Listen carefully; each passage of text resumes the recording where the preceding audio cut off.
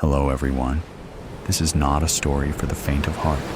Today, we will be stepping into the darkness of the most gruesome cases, where evil not only exists, but also leaves bloody and haunting traces. This is Real Gruesome Murder Cases, a series of true stories about murders that made the whole world shudder. If you are ready to face the cold truth in the gruesome corners of humanity, come with me to delve deeper into each case. You have no idea what you are getting into. I am no saint, but no one really is.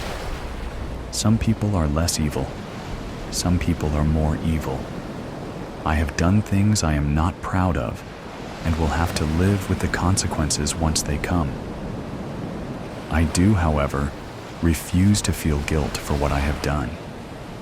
There are reasons behind my actions, and no one will convince me they are not for the greater good.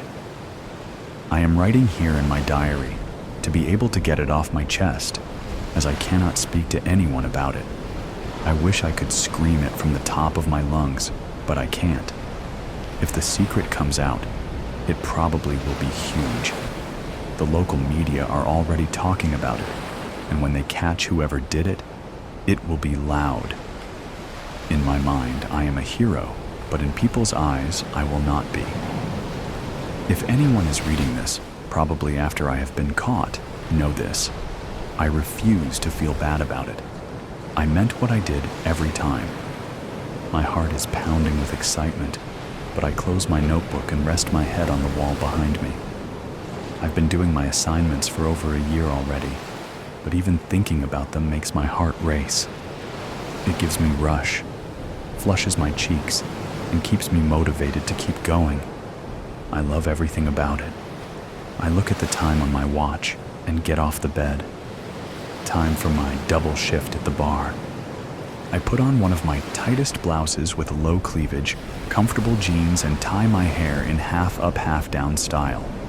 Touch of lipstick, mascara, shoes, and I am ready to go.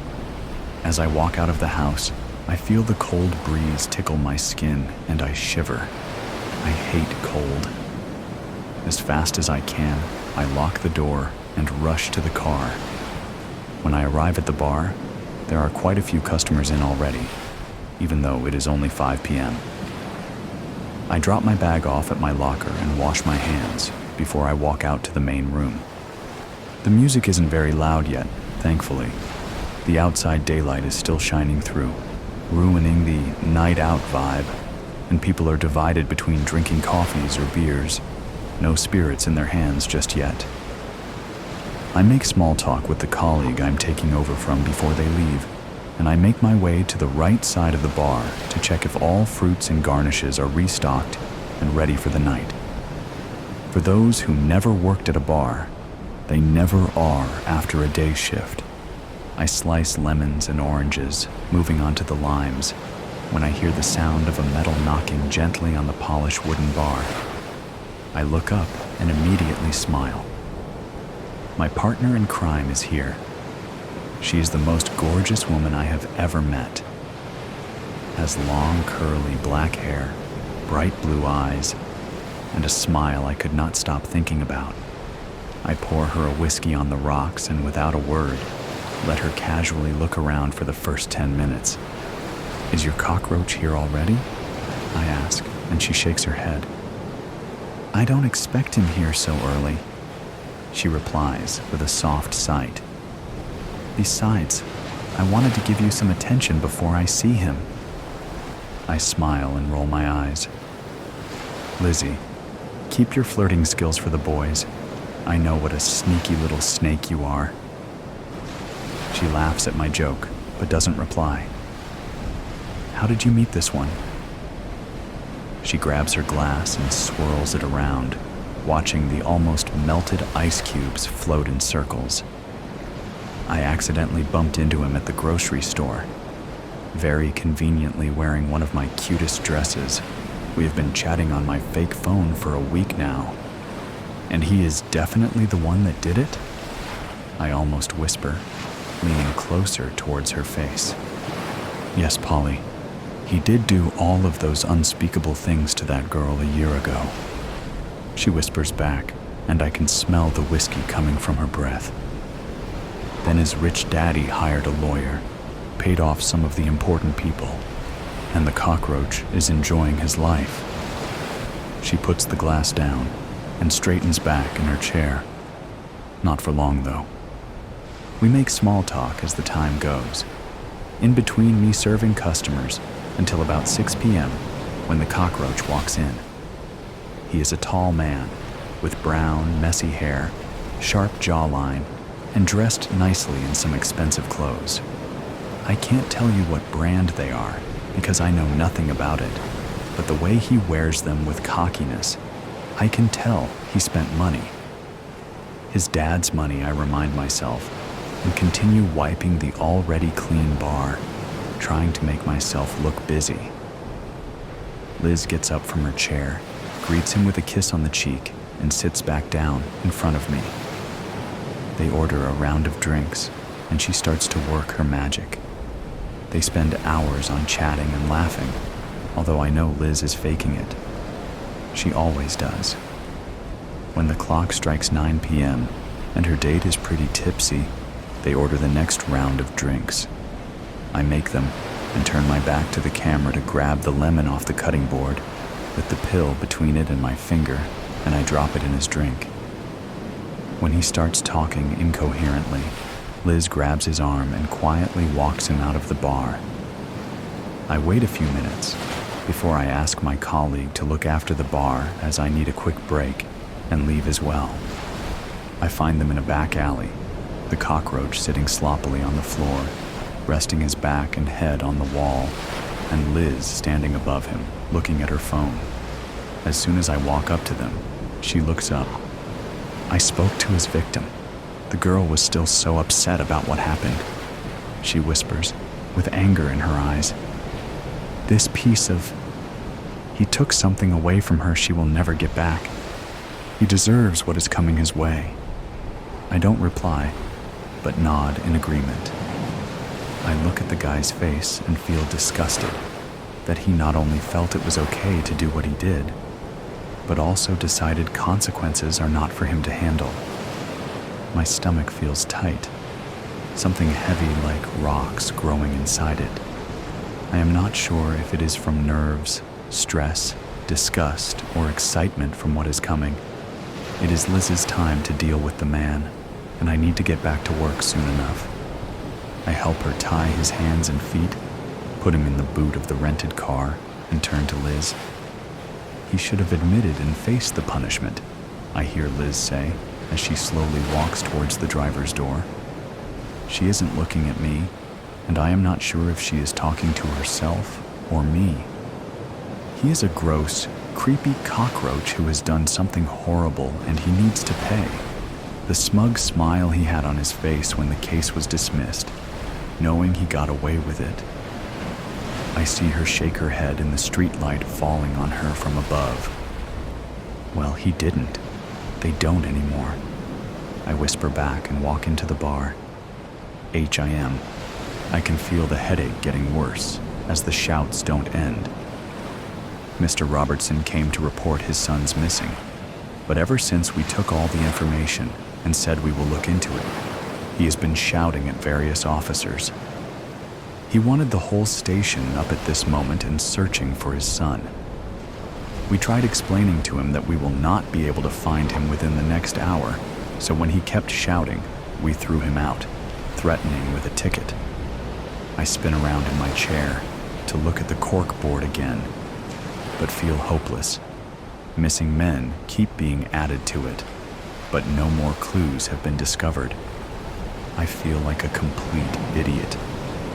Ryder Robertson's picture have now been added to the right side of the board, alongside Henry's, Lewis's, Christian's, and Jake's. All of these men, various ages, occupations, and lives, have been missing, and it was my job to find them.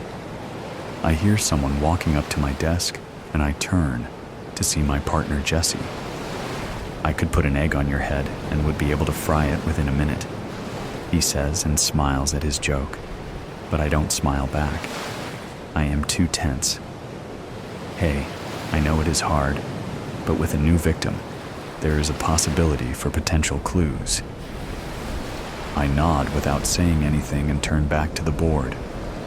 Maybe walk me through what connects these men. Sometimes speaking things out loud helps to see things that could have been missed. I sigh but agree, for the sake of not having any other ideas. Henry, aged 54, went missing in April 2023. In February 2023, he was found not guilty for domestic violence on his wife. Lewis, aged 22, missing in July 2023. There was an old report to the police about attacking his ex-girlfriend, but she came back to retract the report, saying they just argued and she was okay. Chris went missing only a week after Lewis. They are the same age. I don't, however, have anything that links him to the rest of the guys, so maybe he is not part of it. Jake, aged 32, went missing in December 2023. Only 3 months after his lawyer argued that 5 women that came forward from his company about inappropriate behavior towards them were unstable emotionally and had a vendetta against him. So the case was dismissed.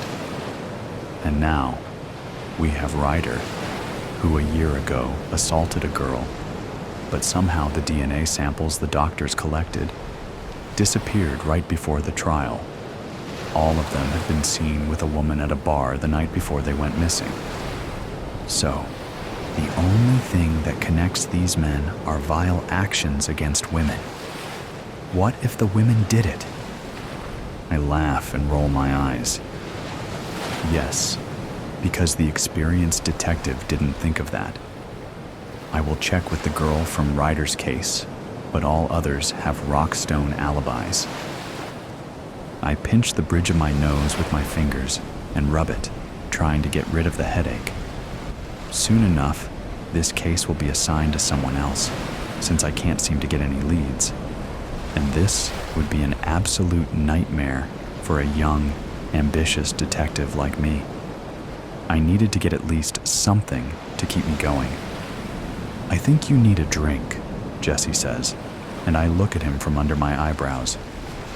When we're done tonight, we are going out. And, he says quickly, raising his finger to stop me from interrupting. I will not take no for an answer. So here I am now, at the bar, sipping my beer and listening to Jesse vent about the argument with his girlfriend. I politely nod, but only listen to every third word, because the focus is escaping me too quickly. I love him like a brother, but help me God with how much he talks. I look around the bar, trying to look casual, but the moment my eyes land on her, there is nothing casual about me. She walks in with her long strawberry blonde hair, gorgeous black dress, and boots heeled so high, I am surprised she isn't falling every second step. But she has this confident aura about her. She has her head held high like she owns this bar, and I am mesmerized. Jesse notices that because he stops talking and nudges me with his elbow. Go, speak to her, he says with a smirk. Undust your flirting techniques, wipe the cobwebs, and go. And so I do. I get up, still holding my drink, and sit down next to her at the bar. Do you mind if I sit next to you? I ask, and she turns, looking at me with big brown eyes. She smiles. Of course not. She answers softly. My name is Polly. Alex, I say, and shake her hand. Let me buy you a drink, Polly, if that's okay, the heist connoisseur. I exited the world of Coca-Cola at 2:19 p.m. No sweat, no fear. After all, I've stolen from the greatest museums in the world. That said, my pocket did feel heavier, the one with my phone, which contained a picture of the original Coca-Cola secret formula. Only 2 senior executives know the formula entirely at any given time. It's that secret. Well, now there are 3. I crossed Baker Street onto Centennial Olympic Park. I scanned without appearing to scan and noticed 2 men in black suits. I increased my pace without drawing attention to myself. Could they be from the museum? Surely not. I would have noticed. Over the last 6 weeks, I've patiently cased the famous tourist trap, working as an electrician, my original calling, before becoming the world's most notorious burglar. I prefer heist connoisseur, but the FBI won't use it. To them, I'm just an ordinary thief. It's so hard to build one's brand.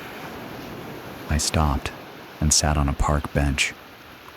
The suits looked uncomfortable with my sudden inaction. They slowed but maintained their direction. They were following me.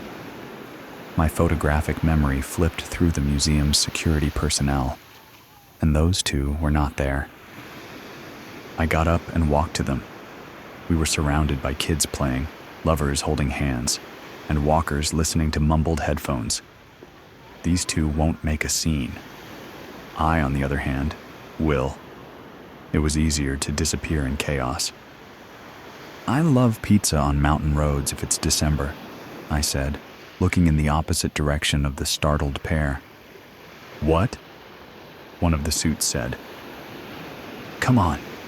You must give the counter response or I'm out of here. They both squirmed. I couldn't have shocked them more had I stripped down to my tighty-whities and danced. We don't know what you're talking about. They attempted to move past me, but I intercepted them. All right, enough games. Why are you following me? They looked around as if trying to find the hidden candid camera. Face recognition. We've been sent to verify. Me? Which notorious criminal do I look like? Don Bard. The heist connoisseur. They tensed up. I tipped my hand. Only the FBI and I know that moniker, even if they pretend they don't. The suits drew their guns. I had already seen 2 police officers standing near a hot dog cart, only a stone's throw from us.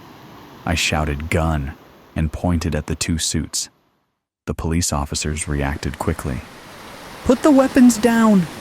they shouted with their guns aimed at the men in black. The neckties dropped their guns and raised their hands. In the confusion, I disappeared among several walkers running from the chaos. I never looked back, but I overheard the 2 suits yelling, "We're FBI." I must be slipping. I know better than to allow a Big Brother camera to get a full view of my face. Perhaps I'm getting too old for this. It may be time to retire. They say you should retire at the pinnacle of your career. Is there any higher pinnacle than the Coke formula? The suits and cops should have made peace by now. I doubled back and sat on a bench, never leaving the park. The best place to hide is where you begin. No one ever thinks to look where they lost you. Now that I could sit peacefully, it was time to get the nerd working to sell this picture. "I've got the pic," the nerd texted back. "On it." How much is this adventure worth? Coke's retained earnings are a little shy of $75 billion. Imagine $75 billion. Now imagine $100 million. Both are impossible for the average Joe to wrap his brain around. But I've done the math. 100 million is only 0.133% of Coke's available cash. Not even 1%. My phone vibrated. Coke says they won't pay. Not surprised. Move on to other buyers. It's a dangerous game Coke is playing. Someone might buy it. If no one does, I'll fling the formula over the web. Nomads in the Arabian Peninsula will make Coke in their tents. 10 minutes later, Musk backed out. Pepsi still on the fence. I once considered stealing the Mona Lisa. Its estimated value is $1 billion. Coke could buy 75 Mona Lisas, but it won't toss me a measly 100 million. Pepsi got cold feet, afraid of repercussions. Plan C? Yes. That took me aback. I have enough plans to go through the alphabet twice, but I believed Pepsi would buy it, if for no other reason than to gift it back to Coke as a goodwill gesture. Imagine the free advertising. And on top of that, Pepsi would be seen as the biggest-hearted corporation of all time. Apple wants it, says they're going to make it better, the nerd texted. I have my standards, no changing what has worked. Number go to plan D. What's wrong with that fruity company? And what's up with the bite out of the apple? Is it Eve's apple, the one that caused the fall of man? Now that I think about it, that is a good logo for them. I put down the phone and took in the beauty. Trees rustling, squirrels nibbling, birds singing. Of course, cars honking, people shouting, runners thudding, and sirens blaring accompanied the otherwise tranquil symphony. Buzz. TikTok made an offer. I may be a thief, but I'm a patriotic thief. No exclamation mark. I was beginning to believe I'd have to follow through on my threat to release the formula on the web. Then my eyes read the text I was hoping to see. Coke called back, says they will pay. I remained unaffected on the outside, but fireworks went off inside. I was about to score my largest heist. Who knew a soft drink formula would bring in more than crown jewels, famous diamonds, and priceless works of art combined? Well, me, but I hate to toot my own horn. Send the picture. No copy. They will know. The nerd texted. My hand was shaking a bit. I pushed send. Oops. It's been over 6 months since my oops. Since then, the 3 who knew the formula have grown to over 8 billion. Coke attempted a campaign to impugn the release as a hoax. However, it failed after people started to taste the formula's results. I left Atlanta for a mountainous area where there are no Big Brother cameras. My piddly few million will have to suffice for my retired years. How could I continue heisting after such a bumbling mistake? I have to face it. I'm no longer fit to be the heist connoisseur. Easy money. Debbie said that it was lucky for us that the weather would make for fewer people on the roads. Less chance we'd be seen. 25 freaking degrees. I do not like the cold. This will be the first time I've ever done anything with Randy. This thing was his idea, I think. But it was Debbie that brought me into it. There's $6,000 to be had, and it sounds like no problem having it, if you don't mind robbing some old lady, which I don't. This weather is awful, though. They're always predicting snow, but we don't usually get any. When we do get it, it's pretty, covering up the trash on the ground, making the town look better than it really is.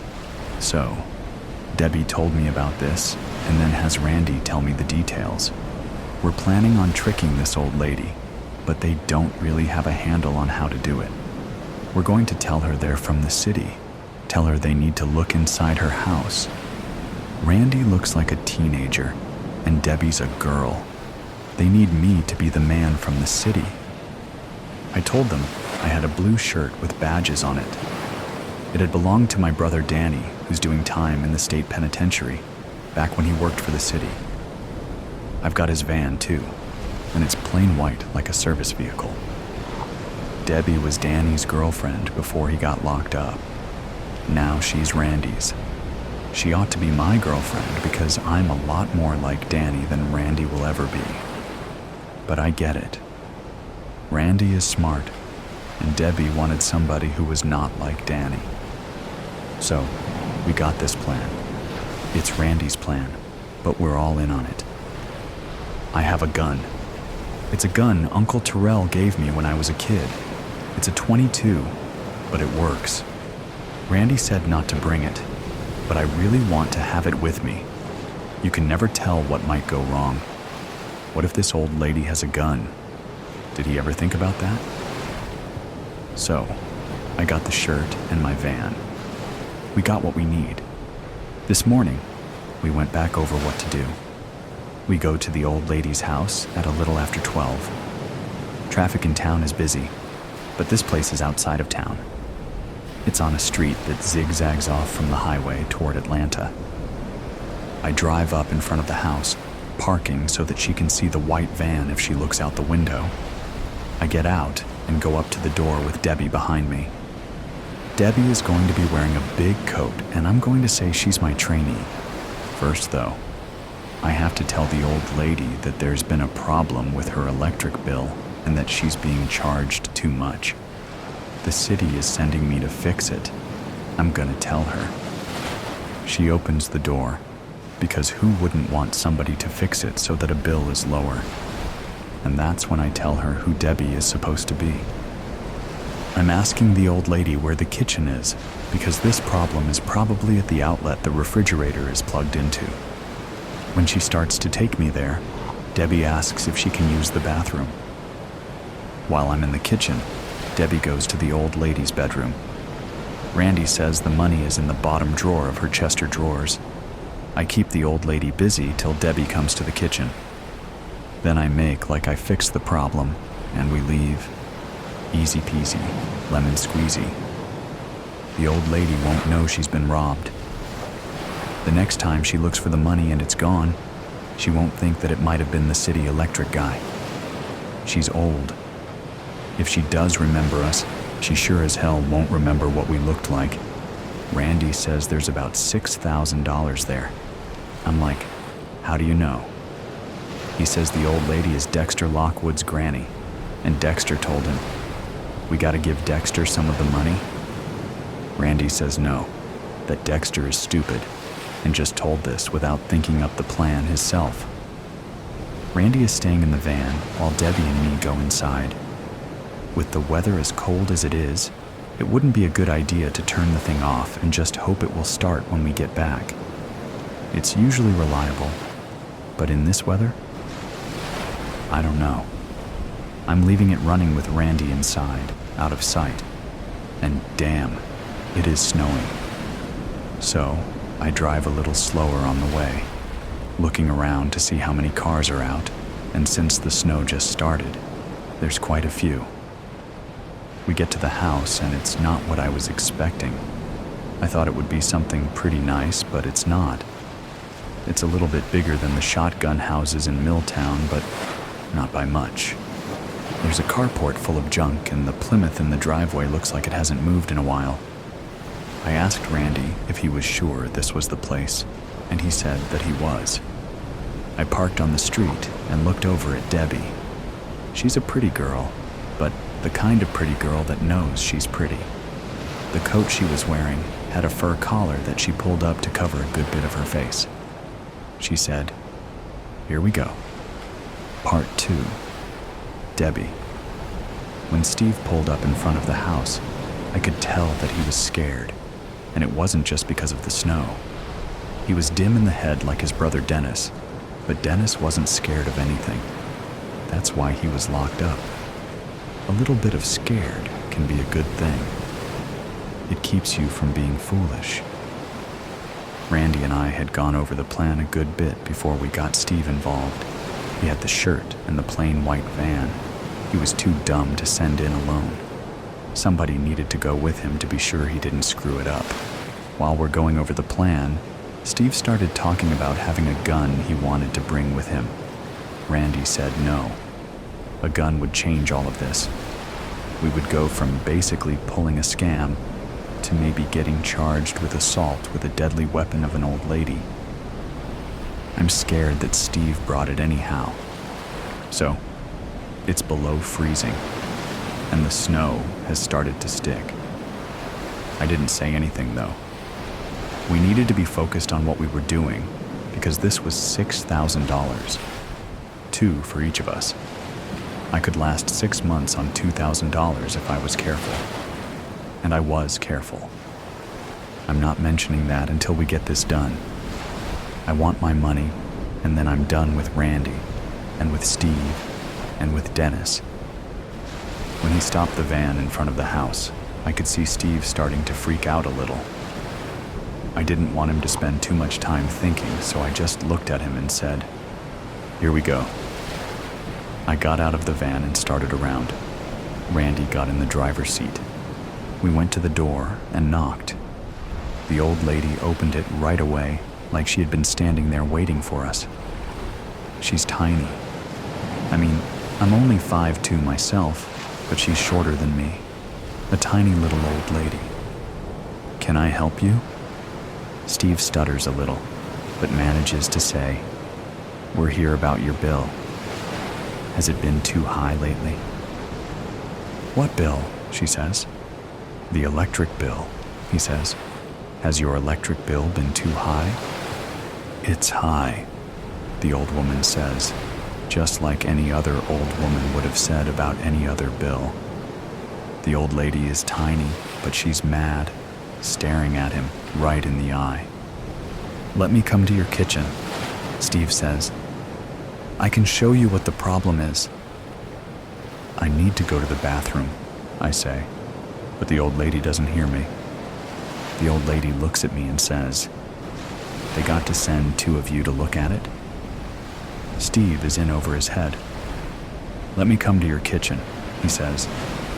The old lady's hackles are up big time, and I can see she's not scared. She knows we're trouble, and she's not going to let us in. I say again, "I need to go to the bathroom." "I can show you where the problem is, and I can fix it and save you some money," Steve says, and he sounds desperate saying it. I could see where this was heading. She would slam the door and call the police, and even if we didn't get caught, there wouldn't be any money. That was for damned sure. I shoved past Steve and pushed the old lady backwards. I thought she would fall, but she didn't. She staggered a step, and I was inside. I spun her around and pushed her face first into the sofa. I didn't want her looking at us any more than she already had. I could hear Steve snatching drawers open in the next room. I'm thinking the jerk doesn't remember where the money is. Randy had said specifically that it was in the bottom drawer in a cardboard box under some old nightgowns. Why the hell could he not find it? I hear him cussing then. He comes out and says, "Debbie, you're going to have to come and look for it." I can't find it. Idiot! Names! Now the old lady knew my name at very least. By then he was beside me, leaning into the old woman himself, holding her there. I got up and went to the bedroom and saw that he had ransacked it. The room straight across the hall was a little bathroom. There was one other door still closed. I went to it. I opened the door, expecting to find a different bedroom, the right bedroom, but instead, it's piled high with boxes and crap, her junk room. "Damn it," I said. I went back to the front room where Steve continued to hold the old lady down. I leaned down to her and said, "Where is your money?" "I don't have any money," she said. Steve started to let her up, and it made me so mad that I slapped his head. He leaned back into her. "You do. We know about it. It's supposed to be in the bottom drawer of your Chester drawers in a box. Now where is it?" She said, "My Christmas money?" "Yeah," I said, wondering if she thought we wouldn't take it if she called it that. "It's gone. I spent it." Now I was mad. How did Randy get such bad information? What the hell were we going to do now? Finally, I said, "You must have started saving up again for next Christmas. Where's that at?" "In my sewing room," she said. I didn't say anything to that. "The sewing room," she said. "I heard you opening doors. I know you went in there." "The room with the boxes?" "Yeah, I keep it in one of the boxes in there." "Which one?" She started describing where it was, but I thought there was no way I was going to go in there and find it even with her description. There was crap everywhere in that room. "Bring her down here, Jeff," I said, heading down the hall and expecting Steve to understand that I was referring to him. Again, it took 2 beats for him to catch on. He held the old woman by the back of her neck, pushing her in front of him. I pulled my coat up high enough that she couldn't get a good look at my face. When she got inside the room, she went to a stack of boxes and moved them around, finally pulling out one that looked, to me at least, like every other box in the room. She fumbled and opened it as we stood behind her. Part 3. Randy. There was supposed to be $6,000 in the box. If anything, I thought there might be more. I told Debbie about it, hoping she could talk Steve into doing the actual theft. Her idea was better because she knew about the official-looking shirt. I didn't want to deal with Steve. He was stupid. This needed to be simple, not simple-minded. Debbie planned it well. None of us knew how the weather would be that day. The temperature had been around freezing for a few days. Then it dropped into the 20s, and then it started to snow. I thought about calling it off, but I didn't want to lose Steve. We could do this. Debbie had Steve practice everything he was going to say and do. She walked him through it over and over, until we were all bored to death by it. The main thing was to say he was from the city, and that there was a problem with the electricity, and he could fix it and save her money. Once they were inside, the whole thing would take 2 or 3 minutes. I thought the shirt would be enough to make Steve look like a utility worker. It wasn't. He looked like a doofus wearing a work shirt. It was too late for me to say anything to him or Debbie. We were committed to the plan by then. I looked at him and wanted to ask if he had brought his little gun with him, but I didn't. I just wanted to hurry and get this over with. When we got there, Steve is like a raccoon caught in a car's headlights, and I think, damn, we are done for. I thought about pulling the plug, but I didn't. I should have, but I didn't. Debbie came through, getting him out of the van and headed toward the house. I watched them till they got to the door, and I realized how much snow had fallen. Maybe 5 minutes passed before I heard the gunshot. That son of a bitch had brought a gun after I told him not to. He fired again, and I thought, dumb bastard has killed her. I was already out of the van, which I had left running and with the door open, and was running toward the house. I can hear Debbie crying, and I know it's because she just watched that fool kill the old woman. The door pops open and Debbie comes staggering out, doubled over. I grab her shoulders and raise her up. There is a widening red patch at her stomach that I don't want to look at too closely. I put my arm under her and help her to the van. I can't very well drive her to the hospital and explain that our partner accidentally shot her while we were robbing an old lady. And I can't walk away from that situation either, I realize. I opened the side door and laid her down. "This is messed up," I said. She didn't say anything back. I ran back to the little house, knowing that neighbors might have heard the gunshots and called the police. I needed to get Steve and the money and get the hell away and figure out what we needed to do about Debbie. I didn't want to see the dead old lady. I didn't. As soon as I got inside, I yelled, "Steve!" There was no answer. I went down the little hall and looked in the bedroom, but no one was there. I started into the junk room, but I fell, slipping in blood on the floor. My feet slid from under me, and I went down hard, banging my head on the floor. Someone spoke my name. I turned my head and saw Steve lying on the floor beside me. Blood throbbed slowly from his neck. He was not dead, but he would be soon. I heard my name again and looked up to see the old woman standing above me, her face filled with anger and sadness. "Randy," she said. Then I saw that she was holding the old Colt pistol that had belonged to my grandfather. I didn't realize she still had it. I should have, but I didn't. "Hey, Grandma," I said, "dig deep." Other than a faint glow coming from one of the back rooms, the town's charity shop was in darkness, its front door firmly closed. Although it had opened in 1985, the building had been used commercially since the 1800s, when it had variously been a pharmacy, a bank, and a tavern. The shop was close to the river in Marpleton, a pleasant English market town which had once been home to a nearby priory. In ancient times, monks had wandered back and forth to sell their wares at a market which still existed in diminished form across the road.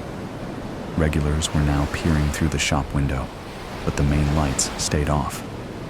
A few of the shop's helpers were huddled in the back room. Patrick, the treasurer, had collected the spare keys from the greengrocer to let them in. The gatherers were addressing one topic, namely, why their long-serving manager, Rhea, had failed to open up the day before. "I just can't understand it," Ivy, one of the shop's founding members, said. "I've never known her not to turn up, unless she's on holiday. In all the years I've known Rhea, she's never had a day's sickness." "Wasn't she going to New Zealand to visit her sister?" Patrick asked.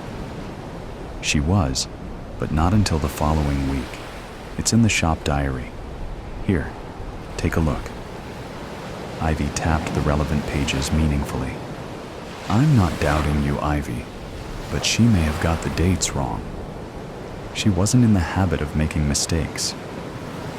Ivy's loyalty knew no bounds. Patrick adopted a different approach. "You've tried Rhea's landline, I take it?" "Several times. Each time it went straight to answer phone." "Right. Still, I expect we're worrying over nothing." "But you have to admit she has been a bit distracted lately," someone piped up.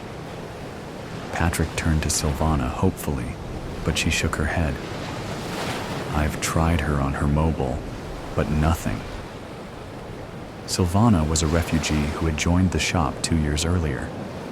Since Rhea had taken her under her wing when she first came to England, her English had improved markedly. Silvana had been on the verge of admitting her true feelings for Rhea. Reality had crushed the likelihood of her returning to her homeland anytime soon and been replaced by something entirely unexpected: an overwhelming love for another human being. Silvana's great wish was to know whether that love was returned. Rhea clearly liked her, but was it worth risking their friendship for more? The path to such an admission seemed littered with obstacles. Now, the mystery of Rhea's whereabouts could be added to an already growing list. "Did Rhea say anything about changing her holiday plans, Silvana?" Patrick asked, determined to get to the bottom of things. "Number I went to her house for my lesson last Wednesday. She told me she'd be away all next week." Silvana had considered the matter carefully. "Yes, that is so." Patrick said. "I guess I'll have to contact the area manager about reopening the shop." "You'll need to do that. Volunteer phone numbers are stored in the locked cabinet, and only Rhea has the key," Ivy interjected. "Head office have contact numbers too." Everyone knew Rhea always carried a set of keys on a fob attached to a waistband. Patrick joked she secretly had a cellar key for the shop's more trying customers, to which he'd received an enigmatic smile. The actual cellar key had supposedly vanished in the mists of time. Certainly, there was no call to use the cellar with ample storage space elsewhere. In any case, the cellar door was kept permanently locked, preventing anyone getting trapped if there was a fire. Patrick scrutinized the rota sheets. "Maybe Judd would be willing to help if we reopen the shop," he suggested. Silvana, who distrusted Judd, said nothing. 3 months earlier, dressed in black jeans and hoodie and trailed by a mournful cocker spaniel. Judd had shown up to inquire about volunteering. When Silvana had bent to pat his dog, it had backed off, whimpering. She gets nervous around new people, Judd had explained. Tucking away the banking money, Patrick had gone to fetch Rhea. A young man's inquiring about volunteering, he'd told her. Shall I send him through? What's he like? Rhea was wearily tapping information into the computer at her desk. He seems pleasant enough. His dog's rather nervous. Rhea massaged her aching neck. Send him through, she said. Rhea had confided in Silvana about her difficulty in getting references for Judd Dig Deep. Eventually, he'd presented her with 2 typed ones, supposedly from an ex-employer. With typical thoroughness, Rhea had rung one of the numbers to learn more about the new helper. When a voice answered sounding suspiciously like Judd's, she'd intended to investigate further. However, other things had intervened. A few weeks after this uncharacteristic omission, Judd was indeed proving to be an asset. Willing to turn his hand to anything, it was a relief not having to lift heavy sacks and boxes donated by the public from one end of the shop to the other. With little guidance, Judd had transformed one of the sorting rooms, leaving it immaculate. One evening, when Silvana cycled past the back of the shop, she noticed a group of undesirables hanging with Judd, engrossed in conversation. She hurried past, hoping she hadn't been seen. She raised her concerns to Rhea, who told her it was nothing to worry about, that she'd keep an eye on things, and bafflingly added, I'd rather you didn't mention this to anyone else. The day the shop reopened, without Rhea at the helm, was Silvana's birthday.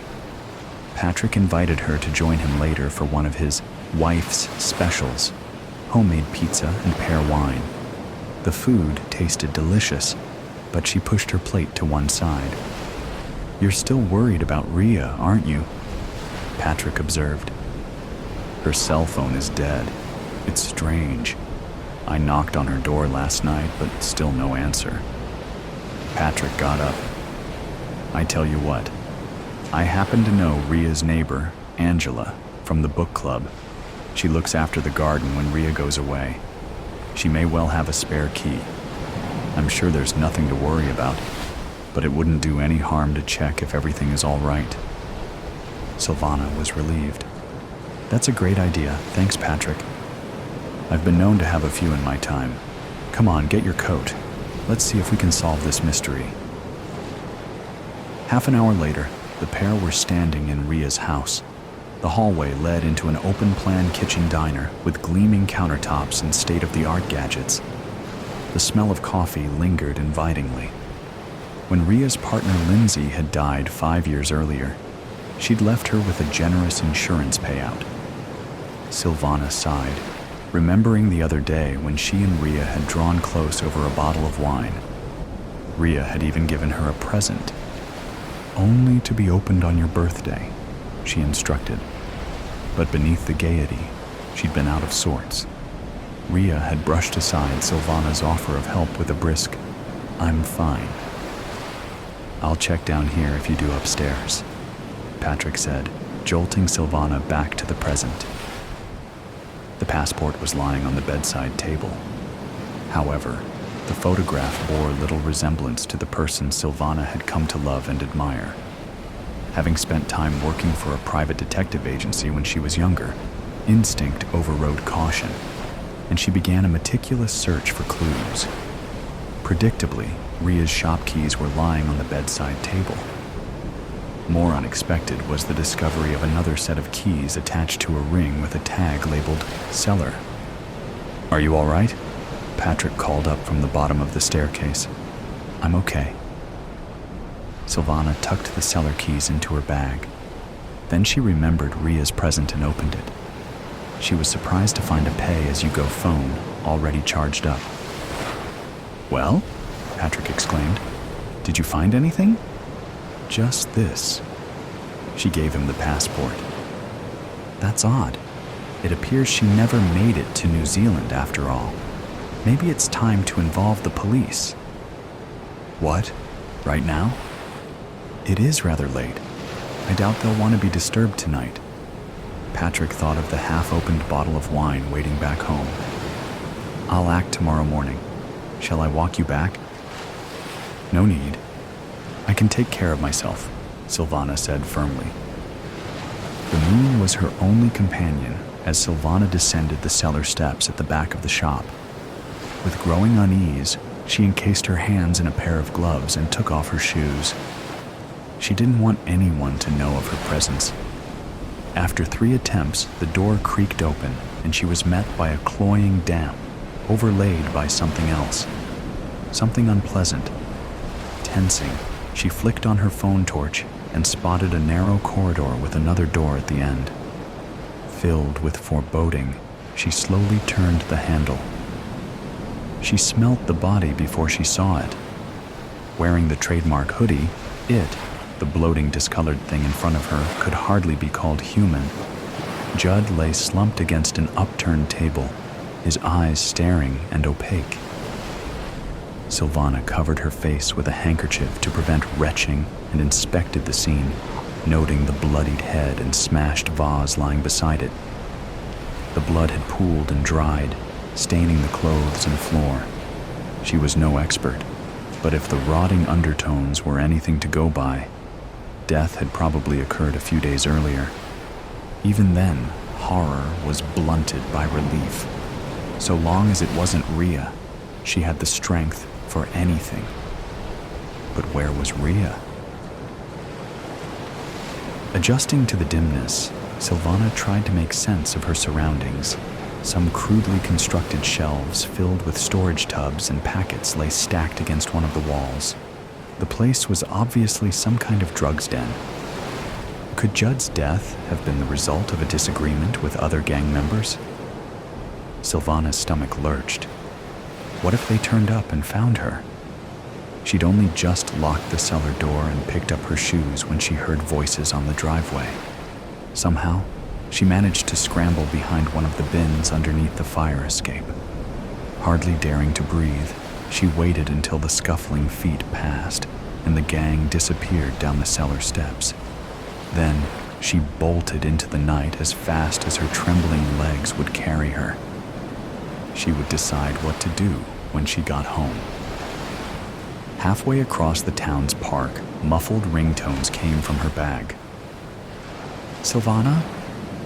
The voice was clear as day at the other end of the line. Rhea, is it really you? Thank God. Are you all right? Where are you calling from? Talk to me. If I tell you, you must keep it to yourself, Rhea said urgently. Of course. By the way, I have your keys. The shop keys? The cellar keys. Long story. I have just been down there. I found him. Judd. Dead. It was horrible. Silvana began to laugh hysterically as the shock kicked in. You went into the cellar? Rhea repeated. Why? I needed to know if you were all right. I was so afraid I was going to find you, not him. When I saw your passport, I knew you couldn't have gone abroad, that something must have happened. I didn't get the chance. What happened? I will tell you, but not now, not on the phone. Patrick is planning to go to the police tomorrow about your passport, Rhea asked. Did you touch anything when you went into the cellar? Did you touch him? No. Silvana's teeth were chattering from shock. It's cold outside. I was wearing gloves. But what do you know about Judd? Why were you wearing gloves? I don't know. I had a bad feeling. I didn't want to be implicated in anything. Back home, I once worked at a detective agency. I learned about not touching crime scenes. You may want to call the police, Rhea said. But please, can I ask you not to tell them I got in contact or about me giving you the phone? We'll meet soon. That is, if you want to. I'll understand if you don't want anything more to do with me. Of course I want to meet you. It seemed silly pretending now. It's all I think about.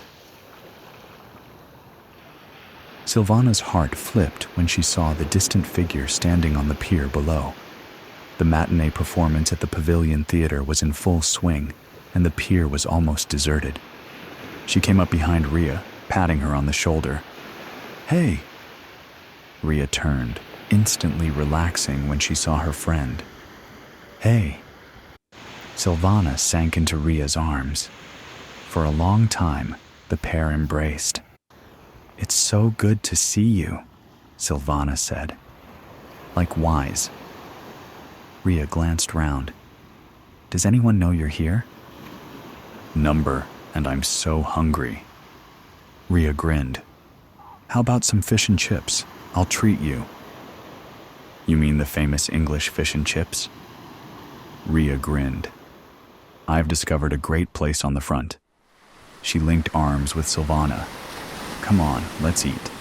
Then, I'll tell you everything." Judd was a bad lot, Rhea admitted later. "He was running a drug racket, and I threatened to report him to the police." "It doesn't surprise me. But how did you find out?" "Not long after I joined the shop, I was clearing up one of the back rooms and came across a discarded cabinet. There were 2 sets of cellar keys in it. I never told anyone about them, partly because I didn't want a lot of fuss. I wanted to keep it to myself. Unfortunately, Judd caught me coming up the stairs one evening and demanded to store his things there. I didn't like the way he spoke to me. When I refused, he threatened to torture his dog in front of me. He implied if I didn't comply, I'd be next. His eyes were so cold. For the second time in my life, I felt real fear. There would be time enough to ask about the first time, Silvana thought, clasping Rhea's hand. "I'm afraid there's more," Rhea said dully. "You probably won't want anything to do with me when you hear the rest." Silvana clutched Rhea's hand more tightly. She'd come too far to be brushed aside. "Why don't you let me be the judge of that?" she said firmly. "Whatever it is, we'll bear it together. You see, I love you. I need you to know that." "You do?" For a moment, Rhea's face shone. "That's a relief," she said, laughing. "I thought it was just me." "Did you?" Silvana laughed too. "I may have had my suspicions, but I didn't want to say anything." "Oh, I'm so happy," Silvana said. "But hold your horses before we get carried away," Rhea warned. "Hold my horses?" An English expression. It means don't count your chickens. "Count my chickens?" "Silvana, my love, let me finish my story before you say anything." "Okay, sorry." Silvana nibbled a stray chip. Rhea was smiling in spite of everything. "In the end, I couldn't stand being held to ransom by a bully like Judd. A few days ago, I foolishly decided to confront him in the cellar. He went to grab a knife from the table. There was an old jar on one of the shelves, and as he turned, I smashed it over his head." She shuddered. "I couldn't tell you all this, but I made sure you had the phone before I left. I hoped you'd stay in touch. The day after, I headed here. Not wanting to be traced, I paid for everything with cash." "But surely the police will realize you only acted in self-defense," Silvana insisted. "Perhaps I should have gone to them straight away, but I couldn't face it." Rhea's hesitation was palpable. "Especially considering what?" In spite of the warmth between them, Silvana felt a sudden chill, like someone walking over a grave. "What aren't you telling me?" Rhea's voice broke. "I'm terminally ill. At best, I only have months to live. At worst, it will be weeks. I have all the medication I need. I just want to spend my last days in a place with happy memories." I can't believe it. But Silvana knew Rhea was speaking the truth. She tried to disguise her anguish. "How long have you known?" she whispered. "I only found out for certain the day before Judd threatened me in the cellar. Maybe I wasn't thinking straight. I should have told the police everything long before, but by then I was in too deep. I'm going to stay with you." Silvana had never been more certain of anything. Rhea shook her head. "Stay with me tonight and go back tomorrow. It won't be long before the police check the cellar. It will look odd if you're not there. I have every faith in your survival skills. Look how far you've come. In the meantime, there's something I want you to have." "What is it?" Rhea handed Silvana 2 envelopes. Inside one is a plan of the cellar. After years of searching, I think I may have finally uncovered the sealed entrance to a tunnel leading to the old priory. My father was a historian and suspected there might be one near the shop. The other is a copy of my will. It's my final and dearest wish to make your life better when I've gone.